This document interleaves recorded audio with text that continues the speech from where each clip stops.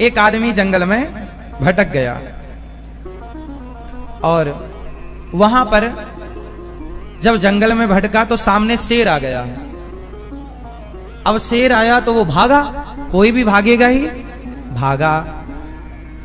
और जब भागा भागा भागा भागा, पीछे शेर आगे आगे भाग रहा, शेर के डर से भागे जा रहा है।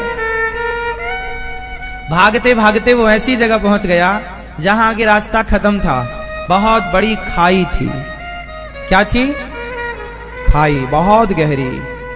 वहां पर एक बट वृक्ष था किनारे और उसकी लताएं लटक रही थी। तो वो आदमी छलांग मार के उस बट वृक्ष, जानते हैं ना, उसमें लटकती हुई रस्सियों के जैसे नहीं होती, उसमें वो लटक गया। डाल को पकड़ लिया, लटका रहा। अब लटका रहा, शेर बाहर खड़ा ऊपर। अब उसे तसल्ली मिली कि चलो शेर से बचे, लेकिन यदि वो हाथ छोड़ता है तो नीचे बहुत गहरी खाई है, मरना तय है। बाहर निकलता है तो शेर खाएगा। तभी क्या देखा उसने कि उसकी ओर एक काला सा सांप आ रहा था उसे डसने के लिए। अब काला नाग उसकी तरफ आ रहा है। तो ऊपर से सांप आ रहा है, नीचे खाई है और बगल में शेर खड़ा है। अब बताओ, उसकी मृत्यु तीनों ओर से तय है। अब बताओ, बचने की कोई संभावना है? उत्तर दो। अब बताओ वो कैसे बचेगा? बचाओ।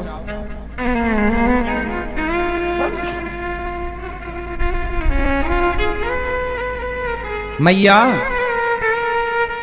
कोई उपाय है उसे बचाने का? बोलो हाँ या ना। कोई उपाय है?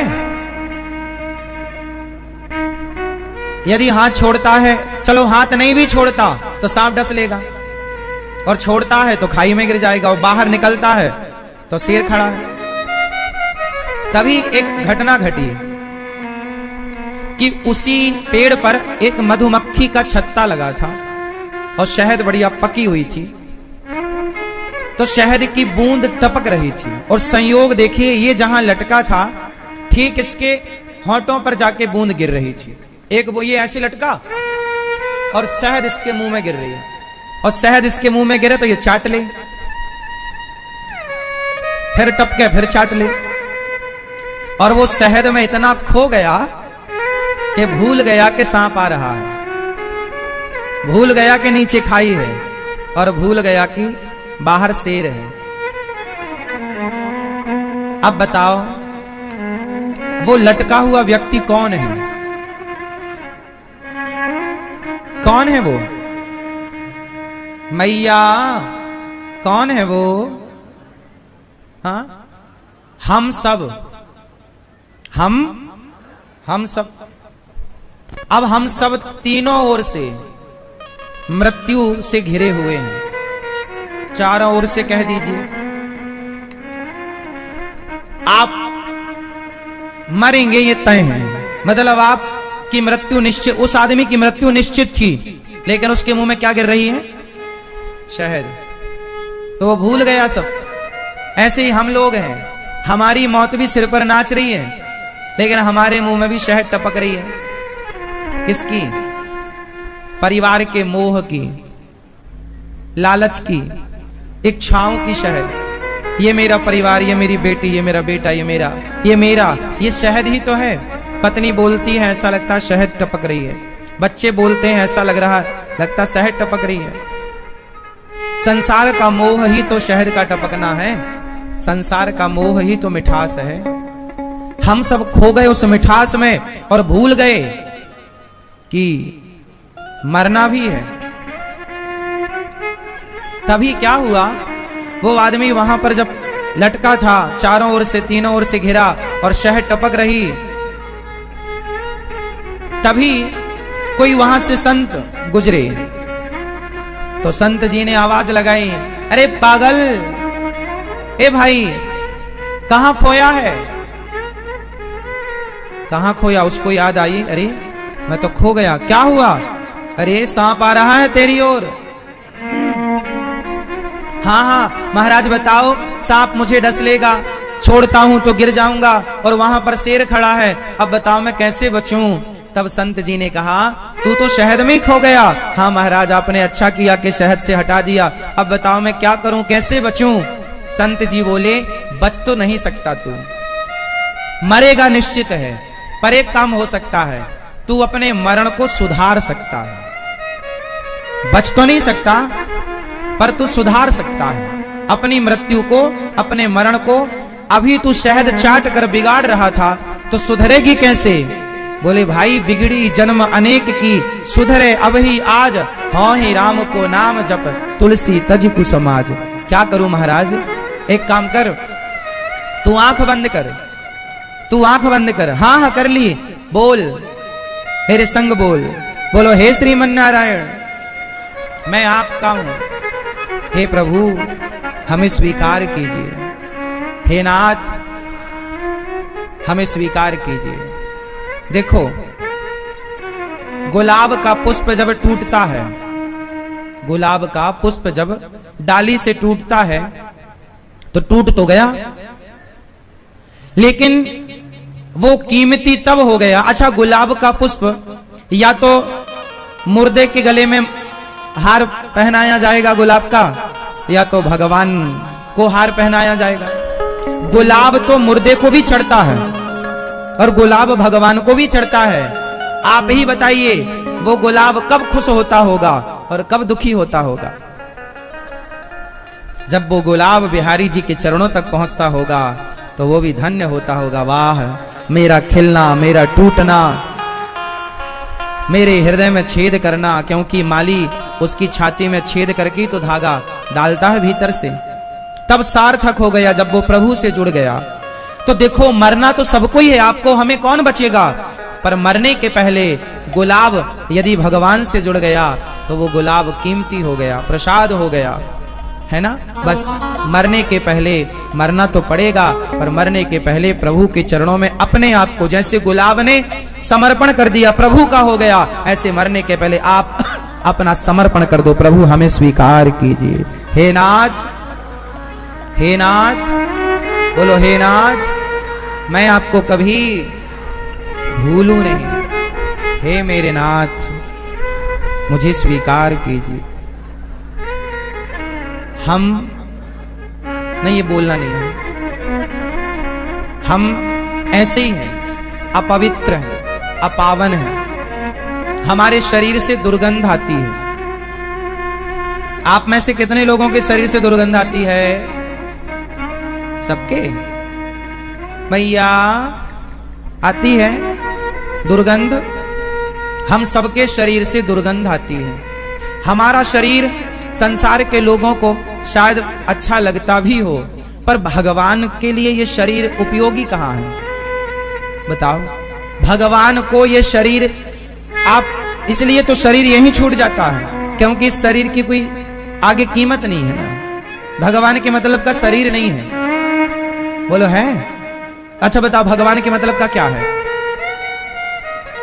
मैया, भगवान के मतलब का क्या है, क्या क्या मतलब का है ओ मैया, भगवान के मतलब का क्या है? आत्मा। भगवान के मतलब का शरीर नहीं है, भगवान के मतलब का है मन। क्या है, क्या है, क्या है? तो कौन सा मन, कौन सा मन? ऐसा मन जो किसी स्त्री में लगा हो, ऐसा मन जो किसी विषय में लगा हो, ऐसा मन जो लोभ लालच में लगा हो ना। भगवान को कौन सा मन पसंद है? निर्मल मन। कौन सा मन? निर्मल मन। जन सो मोहि पावा, मोहि कपट छल छिद्र ना भावा। भगवान को मन दीजिए। मौत तो टली नहीं उस आदमी की, पर शहद चाटने वाले को संत ने कहा कि शहद में कब क्यों ध्यान लगा रहा है? अब तो भगवान में ध्यान लगा और ईश्वर में ध्यान लगाया तो क्या हुआ?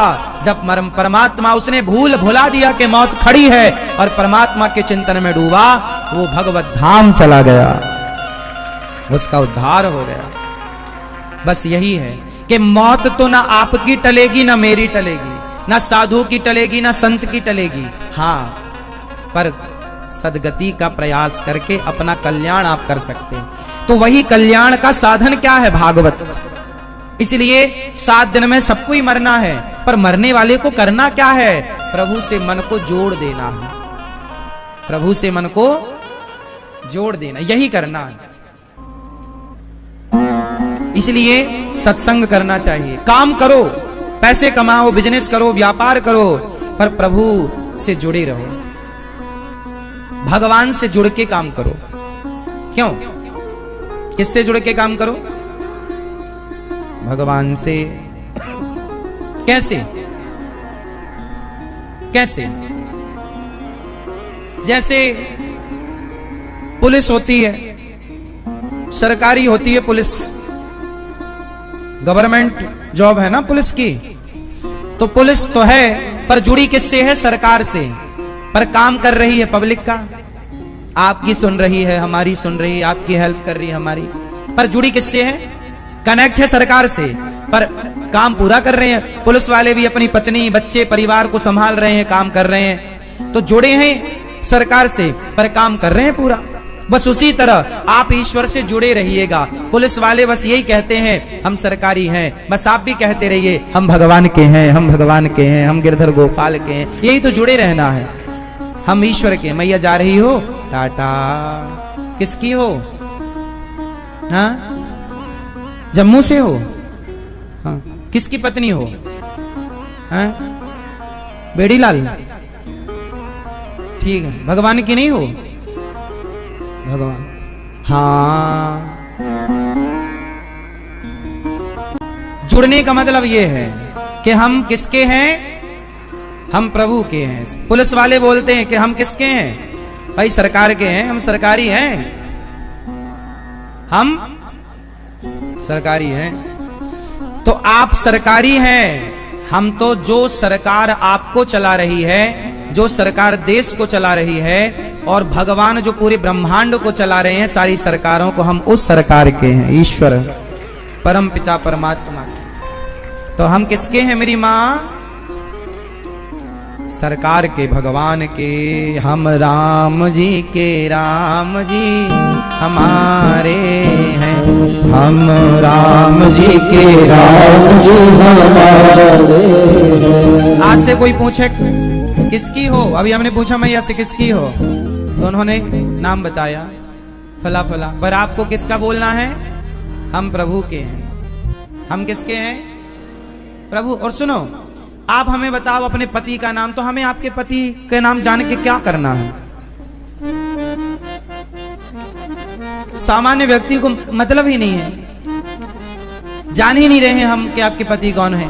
उसे बताओ ना जिसे सब जानते हैं, उसका नाम लो जिसको। एक बात बताएं, आपकी यदि मोदी जी से जान पहचान हो जाए, उनके साथ उठना बैठना हो जाए, तो फिर आप जहां जाओगे ना, हम मोदी जी के आदमी हैं,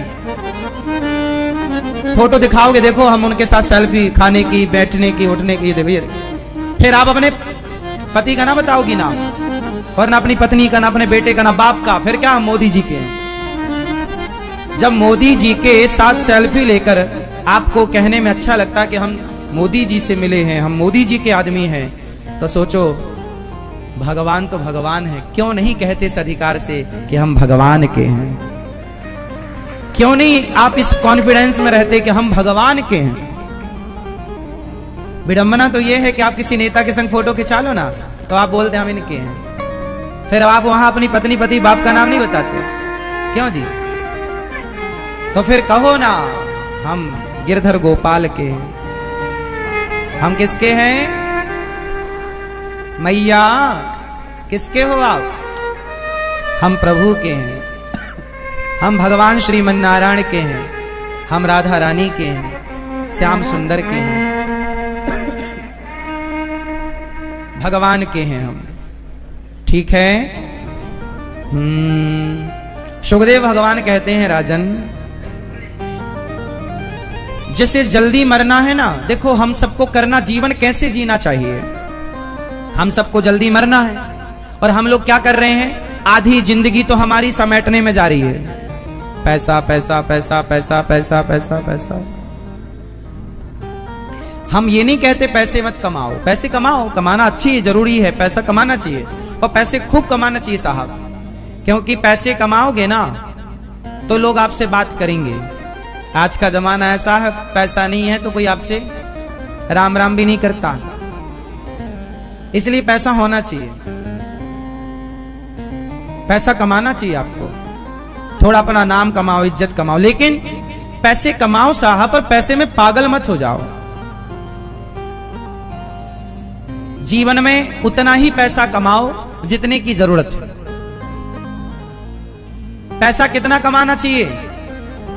इच्छाओं के हिसाब से या जरूरत के हिसाब से?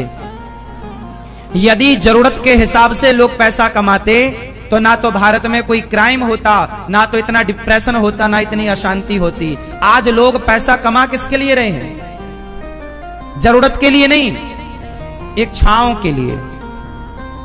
एक होती है जरूरत, एक होती है इच्छा।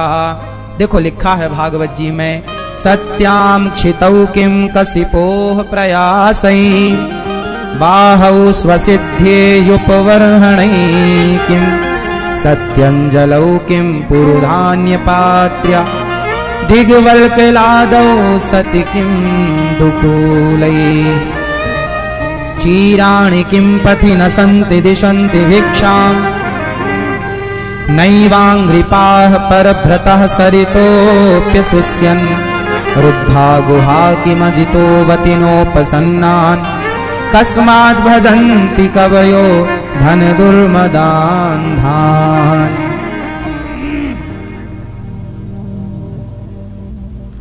चीराणि किं पथि न सन्ति दिशन्ति भिक्षाम्। पैसा कितना कमाना चाहिए मेरी माँ? बोलो। पैसा कमाना बुरा नहीं है, पर कितना? कितना? जितना राम इतना दीजिए जा मैं कुटुंब समाए, मैं भी भूखा ना रहूं साधु न भूखा जाए। यदि आप जरूरतों के हिसाब से कमा रहे हैं तो फिर आप अपनी पत्नी को, बच्चों को, परिवार को समय दे पाएंगे। आजकल लोगों के पास समय नहीं है। क्योंकि समय इसलिए नहीं है क्योंकि जरूरतों के लिए कमा ही नहीं रहे हैं, इच्छाओं के लिए कमा रहे हैं। इच्छाएं हैं, बड़ी गाड़ी हो, बड़ा बंगला हो, बड़ा नाम हो। अरे बड़े की जरूरत नहीं है, सामान्य जीवन बहुत अच्छा होता है।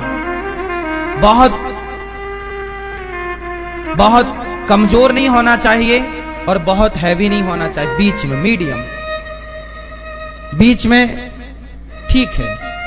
ज्यादा हाई फाई भी व्यक्ति डिप्रेशन में आता है। बड़े बड़े उद्योगपति आत्महत्या कर लेते हैं। बोलो हाँ।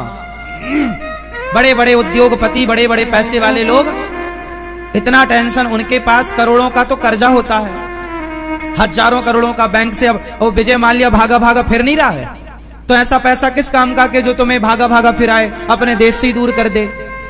क्यों जी? ऐसा नाम किस काम का भैया, और ऐसा पैसा किस काम का? वो विजय माल्या जैसे। क्यों जी? विजय माल्या नाम था ना, क्यों? अब भागा भागा फिर रहा है। भारत की पुलिस ढूंढ रही है, ना जाने कितने देशों की पुलिस उसके पीछे। तो ऐसा पैसा किस काम का? ऐसा पैसा साहब, पैसा हो गया, लो भागे भागे फिर रहे हो। जरूरत से अति सर्वत्र वर्जयित। याद रखना, जरूरत से ज्यादा पैसा भी हानिकारक है। इसलिए इच्छाएं नहीं, जरूरतें क्या पूरी करो? बोलो, जरूरत क्या है? जरूरत क्या है? जरूरत क्या है? आपकी जरूरत बताओ। कोई जरूरत नहीं। क्या जरूरत है आपकी भैया? मैया, ओ लाल बालों वाली मैया, सो लो मेरी माँ, सो लो। बताओ आपकी जरूरत क्या है? महाराज हमारी जरूरत अभी नींद है, सोने दो।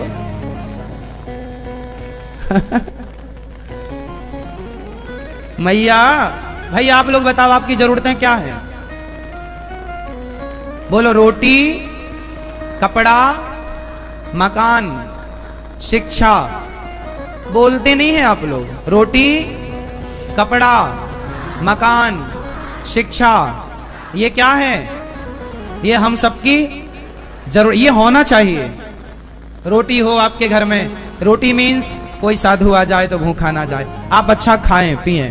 रोटी, कपड़ा, अच्छे कपड़े हों आपके पास, सर्दियों के गर्मियों के अच्छे कपड़े हों।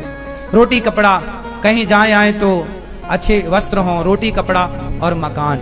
आपके पास एक खुद का घर होना चाहिए। हम तो भगवान से प्रार्थना करते हैं कि प्रभु भारत के प्रत्येक नागरिक के पास खुद का घर होना ही चाहिए। खुद का घर हो, रोटी, कपड़ा और मकान और शिक्षा, बच्चों को, समाज को शिक्षा। ये क्या है? जोर से, ये क्या है? तो आपके पास इतना कमाओ कि आपकी जरूरतें पूरी हो जाएं।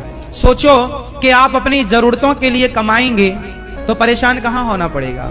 लेकिन आज अधिकांश लोग जरूरतों तो पूरी हो चुकी हैं, अब काहे के पीछे भाग रहे हैं? अब नाम मेरा हो, लोग मुझे जाने, लोग मुझे पहचाने कि मैं भी कुछ हूं, इसके लिए भाग भाग के परेशान है। इच्छाएं, और इन इच्छाओं का अंत नहीं है साहब। इच्छाएं तो रावण पूरी ना कर सका, और जरूरतें तो माता शबरी की भी पूरी हो गई हैं। जरूरतें तो माता शबरी की पूरी हो गई और इच्छाएं रावण की पूरी ना हो सकी। इसलिए जीवन कैसा हो? जरूरतों के लिए या इच्छाओं के लिए? इसलिए साहब जो जरूरतें पूरी कर रहे हैं वो सुखी हैं, उनके पास हंसने का मौका है, पत्नी से बात करने का, बच्चों को संस्कार देने का मौका है। और जो इच्छाएं पूरी करने में लगे हैं, ना वो बच्चों को संस्कार दे पाते हैं, ना पत्नी को समय दे पाते हैं, ना माँ की ना पिता की सेवा कर पाते हैं। इसलिए पैसा पैसा क्या करना साहब, उतना कमाओ जितनी, ये दास अनिरुद्ध, हमें ज्यादा चाहिए ही नहीं। हम तो गौरी गोपाल भगवान से कह रहे हैं प्रभु इतना ही देना कि गौरी गोपाल के इस द्वार पर जो आए सबको पेट भर भोजन मिल जाए, बस इससे ज्यादा हमें जरूरत ही नहीं। हम उसी सिद्धांत पर हम कह नहीं रहे हैं, हम चल रहे हैं कि राम इतना दीजिए कि जामे कुटुंब समाए, और मैं भी भूखा ना रहूं और साधु ना भूखा। इसलिए गौरी गोपाल आश्रम से कोई भूखा ना जाए, हे विधाता बस इतना ही देना कि इस दरवाजे से कभी कोई। इसलिए गौरी गोपाल आश्रम में सबको पेट भर भोजन मिल रहा है। बोलो हाँ या ना? कोई भी आ जाए सबको पेट भर भोजन। और हम चाहते क्या है? हमारी इच्छा है पर इतनी कि इस दरवाजे से कोई भूखा, बस इससे ज्यादा कोई चाह नहीं। तो हम तो देखो जो दोहे में लिखा है हम तो उसी पे चल रहे हैं, हाँ या ना? जो जरूरत है हम जरूरत के हिसाब से चलते हैं। हमारी कोई इच्छाएं नहीं है कि बड़ी गाड़ी हो, बड़ा बंगला हो। हम तो आज भी एक छोटे से कमरे में रहते हैं, 9x12 का कमरा है, 9x11-12 का रूम है, वहीं रहते हैं। कोई बहुत विशेष व्यवस्थाएं नहीं। जिस व्यवस्था में हमारी वृद्ध माताएं रहती हैं उसी व्यवस्था में यदास अनिरुद्ध भी रहता है। ना तो हमने अपने लिए आज तक कोई घर बनाया। आप पूछ लो किसी से कि अनिरुद्धाचार्य का घर कहां? घर है ही नहीं। माताएं जहां रहती हैं वहीं ये दास रह लेता है एक कमरे में। ना तो कोई घर की हमारी इच्छा, ना तो बनाए, ना तो जरूरत है। भाई कहीं भी सो जाने में क्या दिक्कत? दिन भर तो काम ही करना है, दिन भर आपकी सेवा में रहते हैं, सो नहीं बस है। तो कहीं जमीन में सो जाते हैं, कहीं बिस्तर है तो पलंग है तो पलंग में सो जाते हैं। खा लेते हैं वही जो हमारी वृद्ध माएं खाती हैं। जो आप लोग खाते हो ना गौरी गोपाल आश्रम रसोई, वो जो आप खाते हो वही हम भी खा लेते हैं। बस ज्यादा कामनाएं नहीं, कोई शौक नहीं है। ना सुपारी खाने की शौक है, ना पान खाने की शौक है। क्यों? कोई इच्छाएं नहीं है। हम तो बस आपको कथा सुनाने आते हैं, सुनाते हैं और जो कहते हैं उसी रास्ते पर चलते हैं। प्रभु से यही प्रार्थना है कि जब तक ये जीवन रहे समाज की सेवा होती रहे शरीर से। तो जीवन कैसा हो, इसलिए हम खुश रह लेते हैं, क्योंकि हमारी इच्छाएं नहीं है, हमारी जरूरतें हैं। हम क्या पूरी कर रहे हैं? जोर से। हमारी वृद्ध माताएं हैं 277-78 माताएं, तो हमारी माताओं की जरूरत होती है भाई। 278 माताएं हैं गौरी गोपाल आश्रम में, वृद्ध माएं जो बच्चे घर से निकाल देते हैं, तो उन माओं की जरूरत होती है। रोटी है, कपड़ा है, उन माताओं को तो जरूरत पड़ेगी ना, खाने की, नाश्ते की, दवाई की। तो उनकी जरूरत के लिए हम आप लोगों से बोल देते हैं कि आपको सहयोग करना है माताओं का, तो आप करो। माताओं के लिए आश्रम बंद, इसलिए सब में खुश रहो। जीत गए ये भी उनकी इच्छा, और हार गए ये भी उनकी इच्छा। हंस रहे हैं ये भी उनकी इच्छा, रो रहे हैं ये भी उनकी इच्छा। इसलिए सौंप दो प्रभु, आप हंसाओ या आप रुलाओ, आप जिताओ या आप हराओ, हम तो आपके हैं। चाहे तो रख ले चाहे डुबा दे, फूलों में रख चाहे कांटे चुभा दे, गाड़ी है तेरे हवाले, तू जाने तेरा काम जाने। भगवान को सौंप देना अच्छा है। सुखदेव भगवान कह रहे हैं, ज्यादा हाय हाय नहीं, भगवान की स्तुति की, सृष्टि का क्रम सुनाया। जब भगवान नारायण की नाभि से ब्रह्मा जी उत्पन्न हुए, तो ब्रह्मा जी को 4 श्लोकों का ज्ञान भगवान ने दिया, चतुश्लोकी भागवत जी का। फिर ब्रह्मा जी ने सृष्टि क्रम आगे बढ़ाया। 10 प्रकार के लक्षणों का भागवत जी में वर्णन है। अत्र सर्गो विसर्गश्च स्थानम पोषण मूतया मनवंतरे शानु कथा निरोधो मुक्तिराश्रय। भागवत जी आश्रय की ओर ले जाते हैं, केवल प्रभु का आश्रय। जब भगवान लीला पूरी करके जाने लगे, तो विदुर जी ने भगवान से कहा कि प्रभु, ये विदुर जी वही विदुर जी हैं जिनके द्वार पर भगवान आए छिलकों का भोग लगाने। दुर्योधन की मेवा त्यागी और साग विदुर घर खाई, सबसे ऊंची प्रेम सगाई। भगवान को सबसे अच्छा क्या लगता है? प्रेम। और जहां प्रेम मिलता है वहां भगवान छिलके भी खाते हैं, और जहां प्रेम नहीं मिलता वहां दुर्योधन के 56 भोग भी ठुकरा देते हैं। विदुरानी ने भगवान को छिलके परोसे, छिलके खाए भगवान ने। किस भाव से माता विदुरानी ने छिलके खवाए! वाह! भगवान कभी ये नहीं कहते कि हमें ये चाहिए। भक्त का भाव देखकर भगवान रीझ जाते हैं। भाव अच्छा है तो जो आप देंगे सब प्रभु ग्रहण कर लेंगे, और भाव अच्छा नहीं है तो आप कुछ भी दीजिए। इसलिए भोग लगाया करो तो इस भाव से कि प्रभु खाते हैं। आप लोग ना भोग लगाते इसलिए हैं कि भगवान खाते थोड़ी हैं, भगवान थोड़ी खाते हैं। आप लोगों ने पहला दिमाग सेट कर रखा कि भगवान खाते थोड़ी हैं। आप लोग ना अपने लिए अलग बनाते हैं, चकाचक मसालेदार, और भगवान के लिए अलग। आप लोग मतलब जो लोग बनाते हैं वो है ना। भगवान को ना इतनी सी कटोरी में शक्कर रख देते हैं, शक्कर, दरदराते रहो। हाँ। इतनी सी कटोरी में मिश्री रख देंगे, लग गया भोग।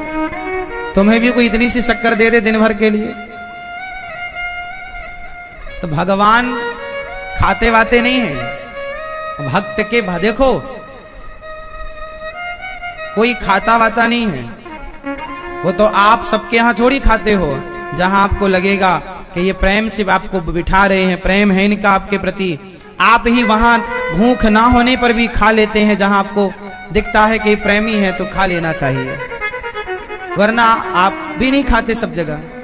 जब आप ही नहीं खाते सब जगह तो भगवान सब जगह थोड़ी खाएंगे। जहां भगवान को लगता है कि प्रेम से खिला रहा तो भूख ना होने पर भी प्रभु खा लेते हैं, और जहां लगता है कि नहीं तो प्रेम है ही नहीं तो हम काय को रुकें, काय को खाएं, तुम्हारे यहां प्रेम तो है ही नहीं। भोजन कीमती नहीं होता, वस्तु कीमती नहीं होती मेरी मां। बोलो हाँ, कीमती क्या होता है?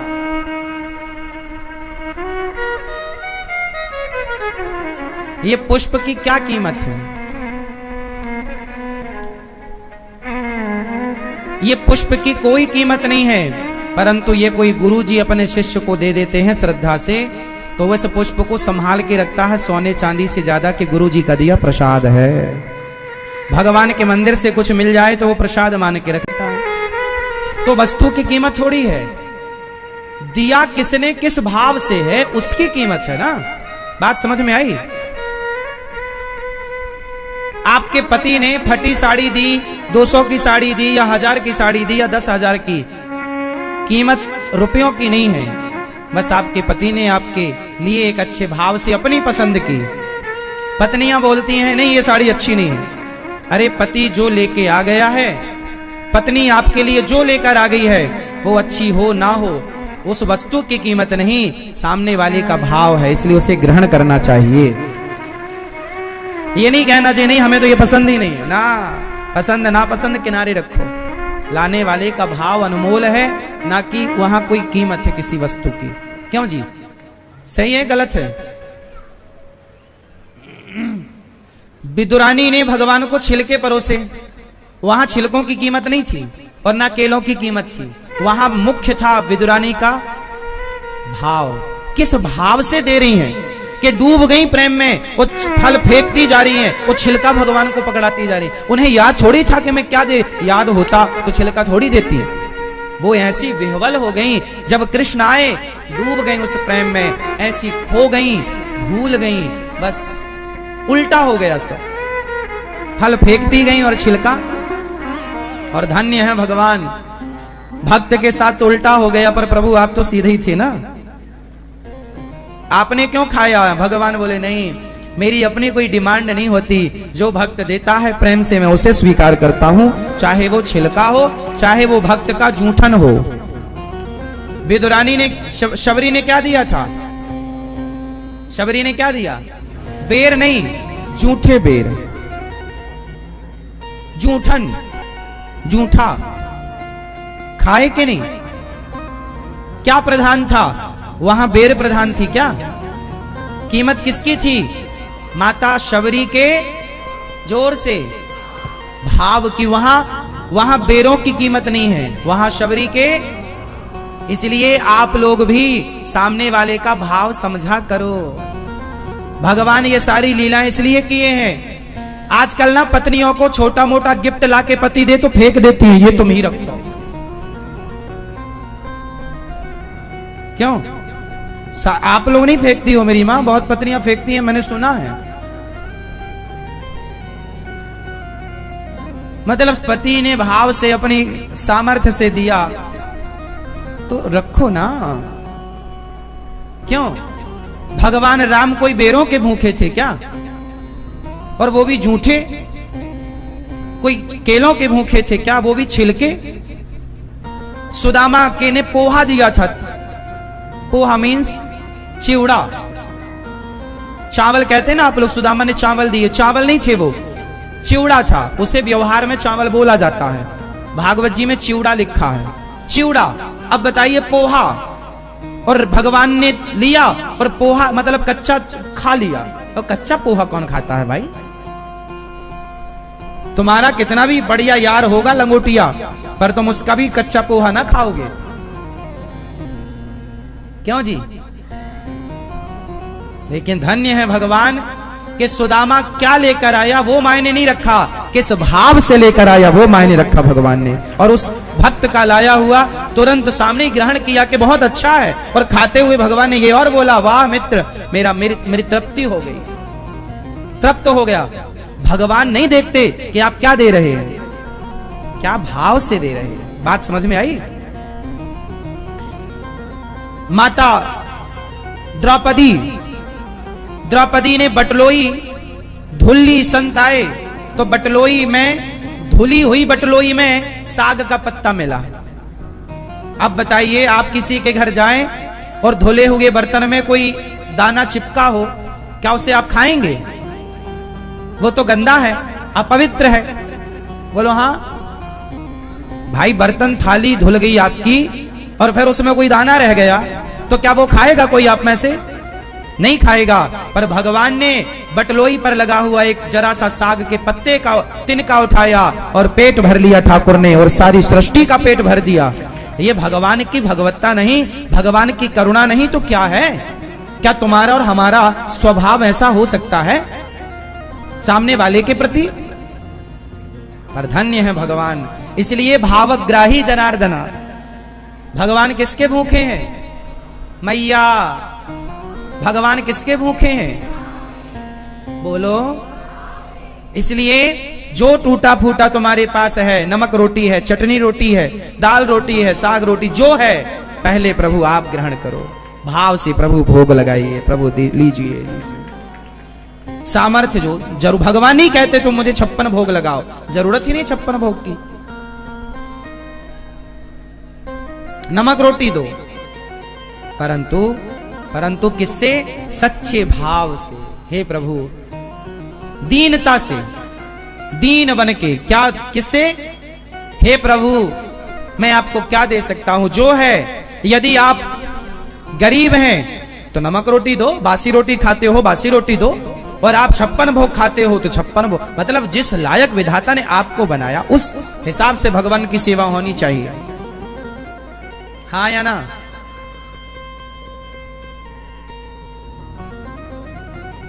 मस्त भगवान में छल कपट ना हो कि हम अपने लिए 56 भोग बना के चुपके से खाएं मालपुआ और भगवान को शक्कर का भोग लगाएं,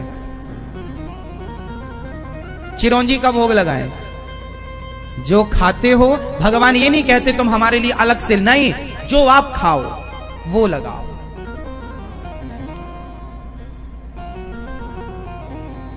ठीक है? और कभी कोई प्यार से आपको कुछ भी दे तो उसके प्रेम को, उसके भाव को स्वीकार करना चाहिए। जैसे आजकल लोग क्या करते हैं, जैसे आप किसी के घर गए तो आप लोग किसी के घर जाते हो ना, और सामने वाला पानी लेके आता, भाई पानी, आप नहीं हमें पानी, प्यास नहीं लगी। ये व्यवहार गलत है, ये शिष्टाचार के खिलाफ है, गलत है। जैसे आपको प्यास नहीं लगी और आप किसी के घर गए और वो पानी लेके, भाई ये पानी, फिर आप क्या, नहीं पानी नहीं, पानी, प्यास नहीं लगी आप ले जाओ, नहीं, ये गलत व्यवहार है। तो सही क्या है? जोर से, नहीं आपको प्यास नहीं लगी और नहीं पीना, मत पियो, लेकिन सामने वाला लेकर आया है तो उसके लाए हुए चीज को स्पर्श कर लो। क्या कर लो? स्पर्श कर लो। भैया प्यास नहीं है, आप रख दीजिए, ले जाइए। स्पर्श कर लेंगे तो व्यवहार बना रहेगा। या फिर एक गिलास उठाकर अपने सामने रख लो तो मान रह जाएगा कि भाई इन्होंने स्वीकार, मैंने ग्रहण किया कि नहीं किया, पर आपके भाव को स्वीकार किया। मैंने वस्तु ग्रहण की नहीं की, अलग विषय।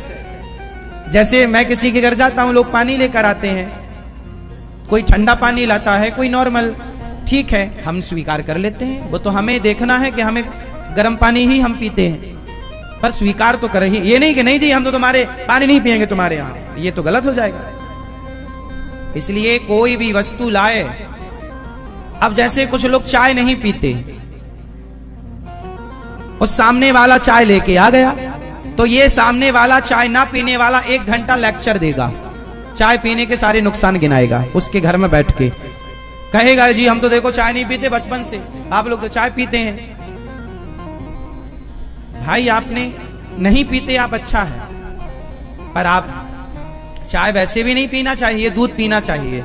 इसलिए हमारे यहाँ पहले जमाने में कोई आता था तो उसे क्या दिया जाता था, गर्मी में आया है तो लस्सी, छाछ दी जाती थी, है ना, और सर्दियों में आया है तो बढ़िया तुलसी डाल करके बढ़िया काढ़ा बना करके मस्त दिया जाता था, ताकि उसका स्वास्थ्य भी उसके अनुकूल हो। सर्दियों के लिए अलग पदार्थ था, पेय पदार्थ, गर्मियों के लिए अलग चीजें होती हैं। तो ठीक है, आप ग्रहण करो ना करो पर स्पर्श करो। हनुमान तहि परसा कर पुनि कीन्ह प्रणाम, राम काज कीन्हे बिनु मोहि कहाँ विश्राम। जब ते मैनाक पर्वत आए, मैनाक पर्वत, तो उन्होंने कहा कि थोड़ा विश्राम कर लीजिए, तो हनुमान जी ने मैनाक पर्वत के स्वीकार नहीं किया उनकी बातों को, उनके, लेकिन उनका आतिथ्य स्वीकार स्पर्श करके कर लिया। स्पर्श, हनुमान ते ही परसा कर, हाथ से छू लिया, बोले ठीक है आपका निमंत्रण स्वीकार है हमें, अब हम आगे बढ़ेंगे अपने कार्य के लिए। समझ में आई?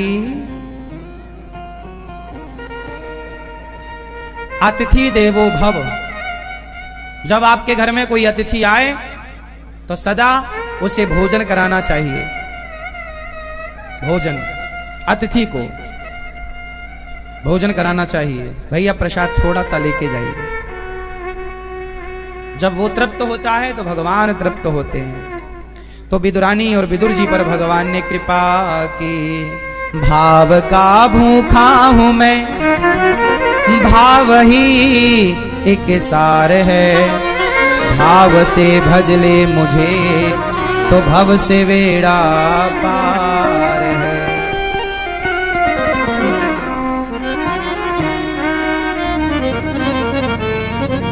भाव से भगवान विदुर जी महाराज ने पूछा, भगवान ये सृष्टि कर रहे हैं प्रभु, कभी भगवान वाराह बनते हैं, नरसिंह बनते हैं, राम बनते, कृष्ण बनते, क्यों? तब मैत्रेय जी ने पूरी बात सुनाई। भगवान नारायण से ब्रह्मा जी उत्पन्न होते हैं। जब सृष्टि में कोई नहीं था तब कौन था? जोर से, कौन था? जब सृष्टि में कोई जीव नहीं था, कोई प्राणी नहीं, पशु नहीं, पक्षी नहीं, पेड़ पौधा कुछ नहीं, तब कौन था? तब एक भगवान श्रीमन नारायण थे। जब कुछ नहीं था तो भी भगवान थे, जब सब कुछ है तो भी भगवान है, जब कुछ नहीं रहेगा तो भी भगवान ही रहेंगे, क्योंकि भगवान का नाम है अविनाशी। क्या नाम है? अजन्मा। जन्म ना हो जिनका वो अजन्मा, नाश ना हो जिनका वो अविनाशी। भगवान का एक नाम है अजन्मा, जिनका जन्म ही ना हो, जन्म नहीं हो तो मृत्यु नहीं, अजन्मा अविनाशी। ठीक है, भगवान के नाम है ये। तो भगवान नारायण की नाभि से कमल उत्पन्न हुआ। क्या हुआ? जोर से, मैया, ओ मैया, पीली मैया, जा रही हो मेरी मां, टाटा, जल्दी आना, गुस्सा हो गई क्या मैया? एक झोला कथा सुन ली आपने, है ना? एक झोला कथा भर ली मैया ने, बोले हमारा कोटा पूरा हो गया। ब्रह्मा जी भगवान की नाभि से उत्पन्न हुए। ब्रह्मा जी के मुख कितने हैं? कितने मुंह हैं ब्रह्मा जी के? कितने? 4 मुख, चारों ओर दृष्टि की, 4 मुख हुए। चारों मुखों वाले ब्रह्मा जी को भगवान ने वेद प्रदान किया। फिर ब्रह्मा जी ने सृष्टि का क्रम बनाया। ब्रह्मा जी ने 4 युग बनाए। कितने युग बनाए? 4 युग। कितने युग होते हैं? 4 युगों के नाम बताओ।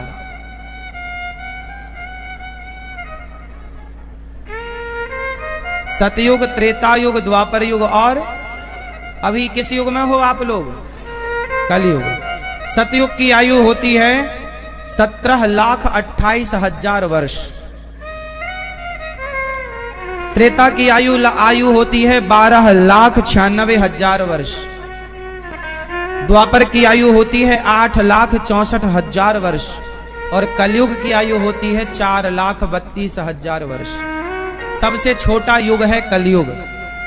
इस कलयुग में अभी 4,32,000 वर्षों में 5,500 साल बीत गए हैं। अभी कलयुग बहुत बड़ा है। फिर ब्रह्मा जी ने सृष्टि का क्रम स्टार्ट किया। तो पृथ्वी का पता नहीं, संतों को प्रकट किया। फिर बाराह भगवान ने प्रकट होकर के और हिरण्याक्ष को मार के पृथ्वी की स्थापना की। बोलिए बाराह भगवान की। पृथ्वी को स्थापित किया। और इस पृथ्वी में क्या हुआ? भगवान ब्रह्मा जी ने ऋषियों को उत्पन्न करके मनु और शत्रुपा को जन्म दिया। भगवान ब्रह्मा जी के शरीर से दाहिने अंग से मनु और वाम अंग से शत्रुपा, इन मनु और शत्रुपा से यह सृष्टि आगे बढ़ी। इसलिए हमें मनु की संतान होने से हमें मनुष्य कहा जाता है। आपसे कोई सवाल करे कि आपको मनुष्य क्यों कहा जाता है, तो कह दो कि हम मनु की संतान, इसलिए मनुष्य। इन्हीं मनु शत्रुपा को हमारे मुसलमान भाई आदम हव्वा कहते हैं। उनकी सृष्टि वहां से स्टार्ट हुई, आदम हव्वा। ये आदम मनु जी को ही बाद में नाम पड़ा और मनु शत्रुपा को ही अनेक नामों से फिर पुकारा गया। सबने अपने अपने हिसाब से उनकी व्याख्याएं की। मनु शत्रुपा की 3 बेटियां हुई। कितनी बेटियां हुई? 3 बेटियां, आकुति, देवहूति और प्रसूति। 2 बेटे हुए, प्रियव्रत और उत्तानपाद।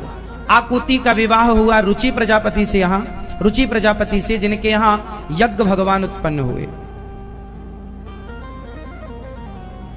और देवहूति मां का विवाह करदम जी से हुआ, जिनके करदम जी से 9 बेटियां हुई और ब्रह्मा जी के 9 मानस पुत्रों से विवाही गईं।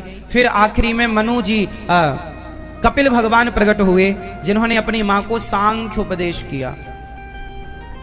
सांख्य का ज्ञान, सांख्य क्या है?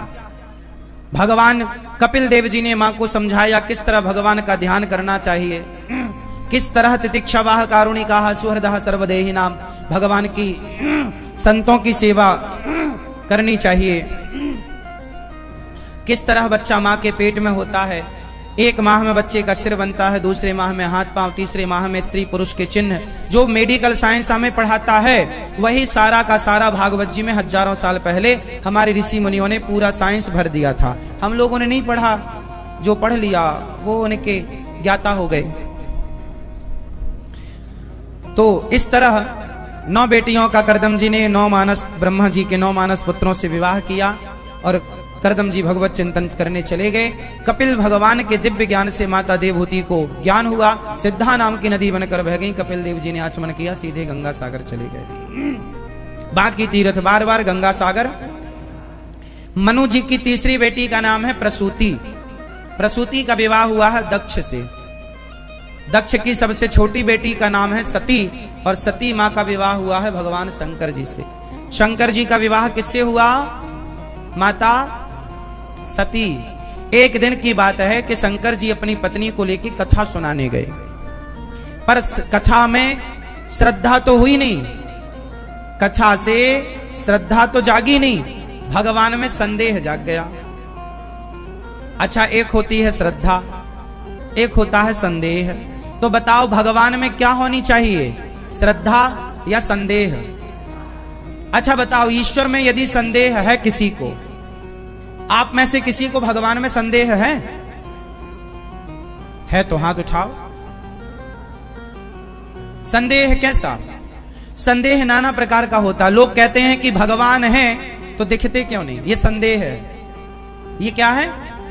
ये संदेह हो गया कि यदि ईश्वर है तो दिखता क्यों नहीं है।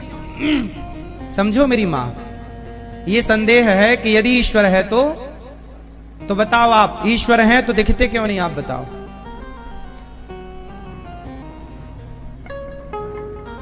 नहीं, आप बताओ।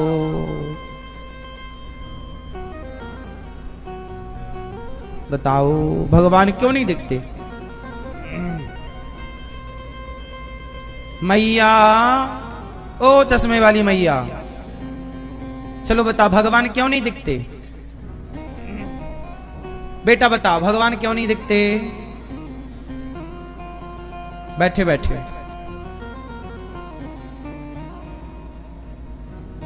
आप बताओ भगवान क्यों नहीं दिखते? नहीं बताए हो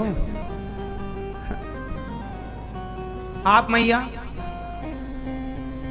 भगवान क्यों नहीं दिखते? सासू मां आप बता रही हो, बहू से पूछ रहे हैं। हाँ तो मैया हैं तो तुम बताओ भगवान क्यों नहीं दिखते? हाँ, बेटी को नहीं बताने दोगी मेरी मां? बताओ बेटा, तुम ही बताओ।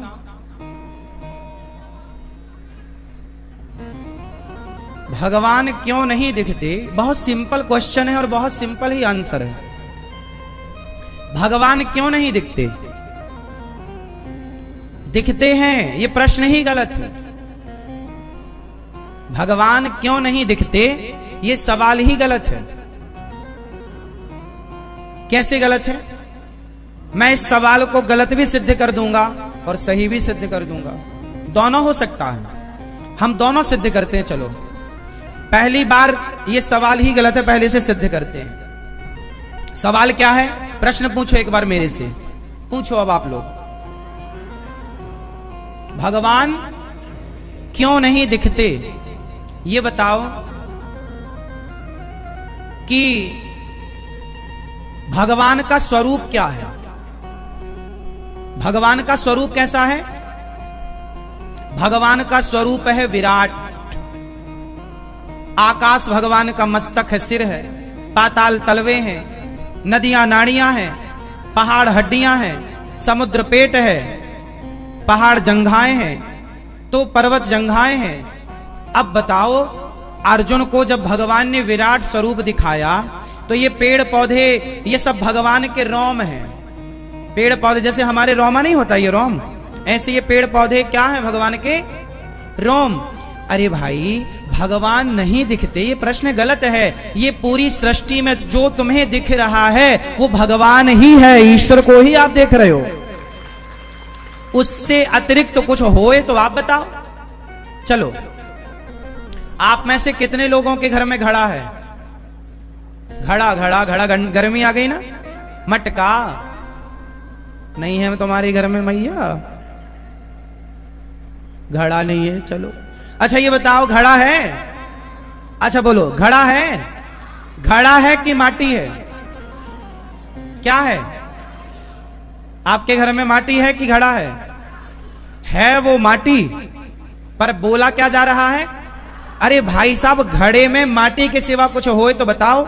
घड़े में घड़े जैसा क्या है?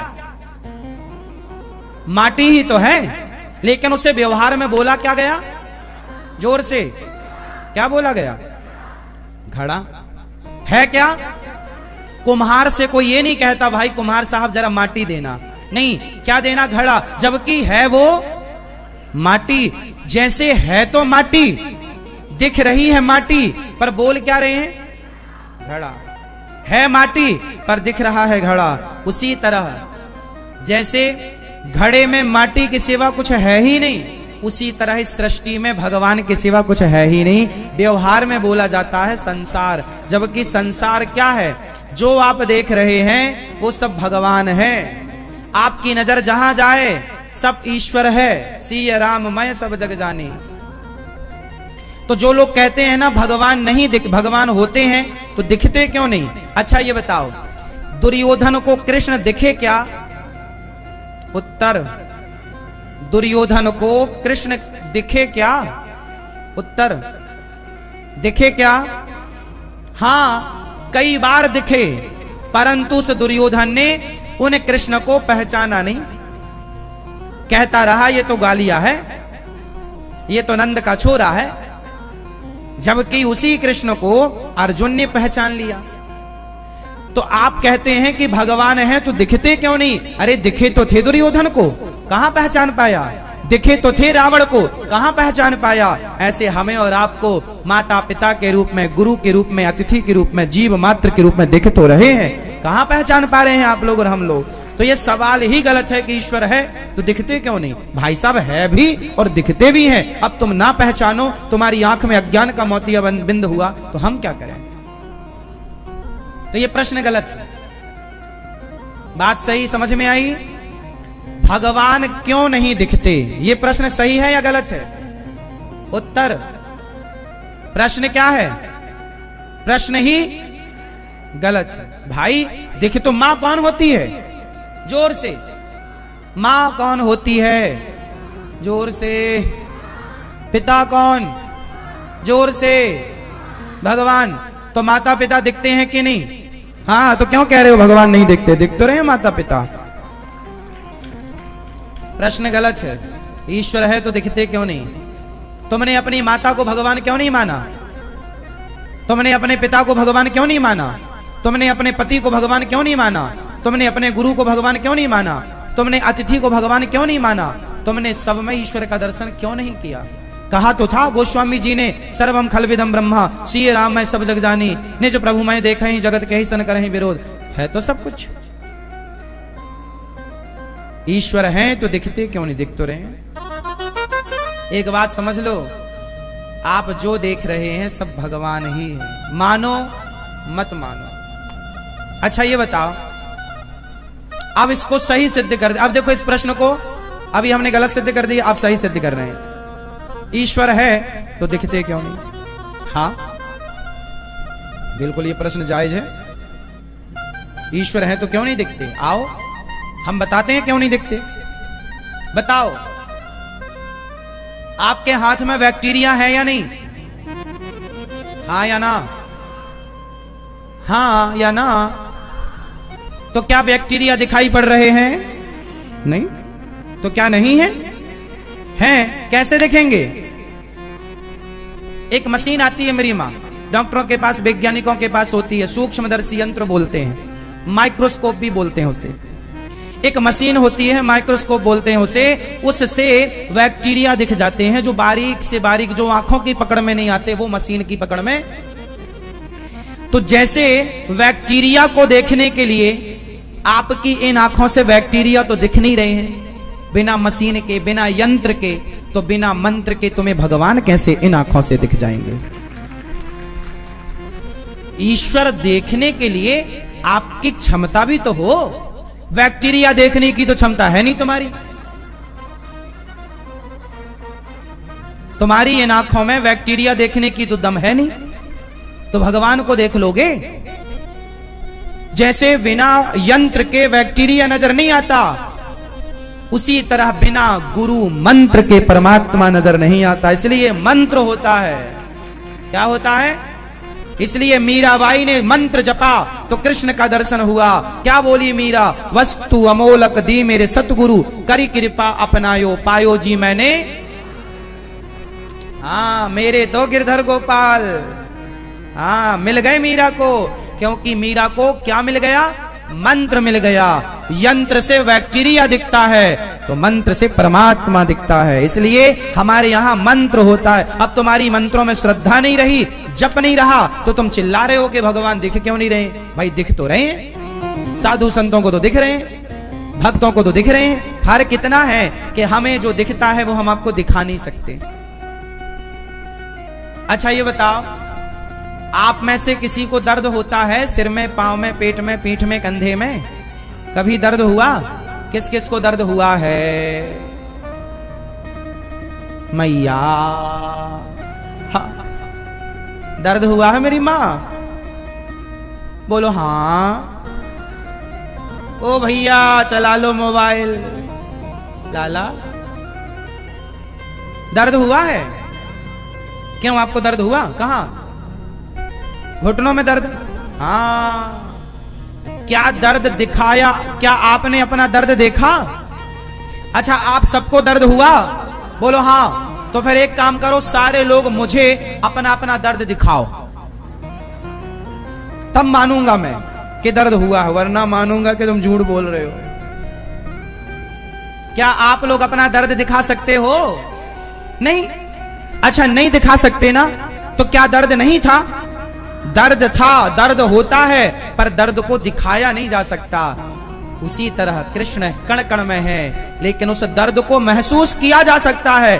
दर्द दिखाया नहीं जा सकता, कृष्ण को महसूस किया जा सकता है, कृष्ण को दिखाया नहीं जा सकता। कृष्ण भी दर्द है।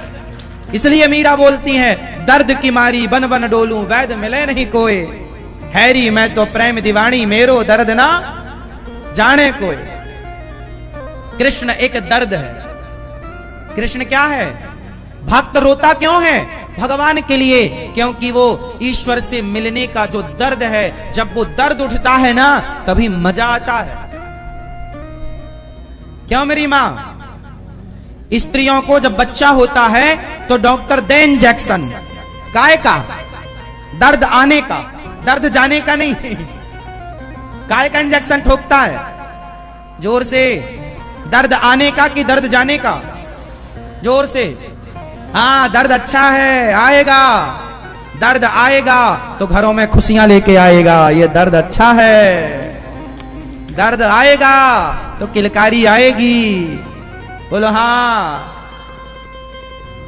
बिना दर्द के किलकारी? हाँ, जब बिना दर्द के तुम्हारा बच्चा नहीं आता, तो बिना उस दर्द के तुम्हें कृष्ण का दर्शन कैसे होगा? पागल हो क्या? इसलिए वो दर्द चाहिए, कृष्ण से मिलने का दर्द, पीड़ा, तड़प। गोपियां तड़पती हैं कृष्ण के लिए, कब मिलोगे गोविंद, कब आओगे? तो भक्त को क्या है? तड़प होनी चाहिए। जैसे वो तड़प आपके अंदर आएगी ना, जिस दिन वो तड़प आएगी उसी दिन भगवान मिलेंगे। अब वो तड़प तो नहीं आ रही है ना, वो दर्द आ ही नहीं रहा है तो बच्चा हो ही नहीं रहा है, और दर्द आ ही नहीं रहा है भगवान से मिलने का, तड़प है ही नहीं, तो भगवान क्यों मिलेंगे?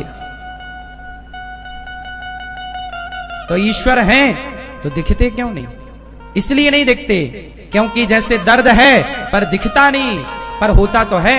उसी प्रकार जो भजन करने वाले हैं वो ईश्वर का अनुभव करते हैं। जिसके पांव में कांटा चुभता है वो दर्द का अनुभव करता है। जो भक्ति करता है वो भगवान का अनुभव करता है। अच्छा, आपको दर्द है तो क्या पड़ोसी को दिखा सकते हो?